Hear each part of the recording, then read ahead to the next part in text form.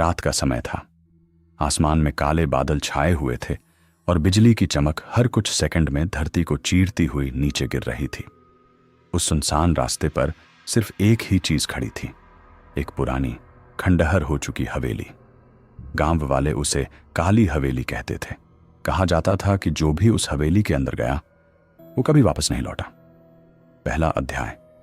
जिज्ञासा, आदित्य, करण और सीमा तीनों दोस्त थे।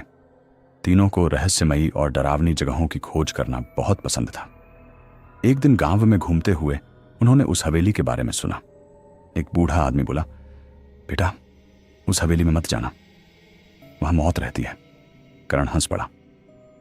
बाबा, ये सब अंधविश्वास है। आदित्य ने कहा, अगर वहां कुछ नहीं है तो हमें खुद जाकर देखना चाहिए। सीमा थोड़ी डरी हुई थी। मुझे अच्छा नहीं लग रहा, कुछ तो गलत है। लेकिन दोनों लड़कों ने उसे मना लिया। दूसरा अध्याय। हवेली का दरवाजा। रात के 11 बजे तीनों हवेली के सामने खड़े थे।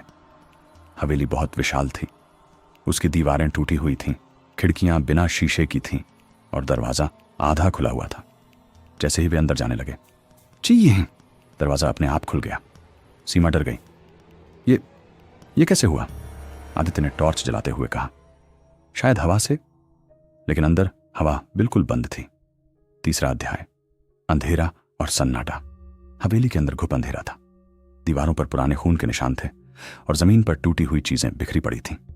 अचानक थक थक थक ऊपर से किसी के चलने की आवाज आई। करण बोला, कोई है ऊपर? आदित्य ने कहा, चलो देखते हैं। सीमा ने मना किया, नहीं, हमें वापस चलना चाहिए।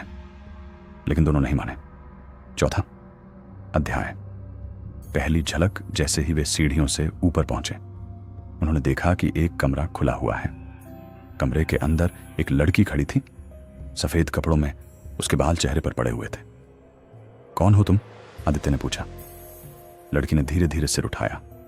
उसका चेहरा खून से भरा हुआ था, आंखें पूरी काली और होंठों पर एक डरावनी मुस्कान। सीमा चीख पड़ी, भूत! और अचानक वो लड़की गायब हो गई। पांचवां अध्याय। बंद दरवाजा। तीनों नीचे भागने लगे, लेकिन जैसे ही वे दरवाजे तक पहुंचे, दरवाजा अपने आप बंद हो गया। करण ने जोर से धक्का दिया।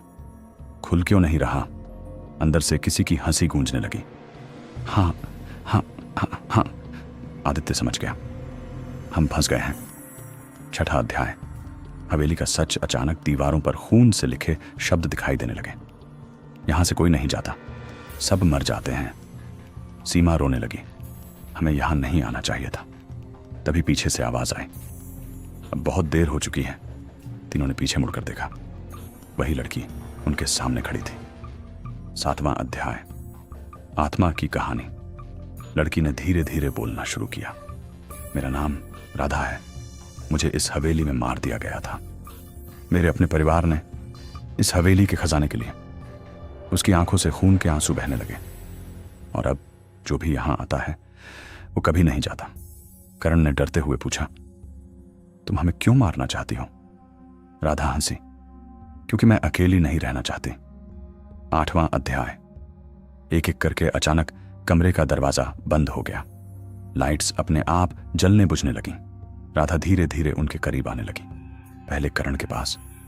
अचानक करण हवा में उठ गया। उसकी चीख पूरे हवेली में गूंज गई। कुछ सेकंड बाद वो जमीन पर गिरा, मरा हुआ। सीमा चिल्लाई, नहीं। अब सिर्फ आदित्य और सीमा बचे थे। आदित्य ने हिम्मत जुटाई, हमें इसे रोकना होगा। उसे एक पुरानी पूजा की घंटी मिली। जैसे ही उसने उसे बजाया, टन नन, राधा पीछे हट गई और चीखने लगी, नहीं, ये मत करो। आदित्य समझ गया, इसे पवित्र चीजों से डर लगता है। आदित्य ने सीमा का हाथ पकड़ा, भागो। दोनों दरवाजे की तरफ दौड़े। इस बार दरवाजा खुल गया। दोनों तेजी से हवेली से बाहर निकल गए। पीछे से राधा की चीख गूंज रही थी, तुम बच नहीं पाओगे, मैं फिर आऊंगी। अंतिम अध्याय। डर जो खत्म नहीं हुआ। अगले दिन गांव वालों को करण की लाश हवेली के अंदर मिली। आदित्य और सीमा जिंदा थे, लेकिन दोनों पूरी तरह बदल चुके थे। कुछ दिनों बाद सीमा ने एक रात अपने कमरे में आईने में देखा। उसके पीछे राधा खड़ी थी। मुस्कुराते हुए और धीरे से बोली, मैं आ गई। समापन, काली हवेली आज भी वहीं खड़ी है और कहते हैं रात के समय उसके अंदर से आज भी चीखें आती हैं, और अगर कोई उस हवेली के पास जाता है तो उसे एक आवाज सुनाई देती है, अंदर आओ, मैं इंतजार कर रही हूं।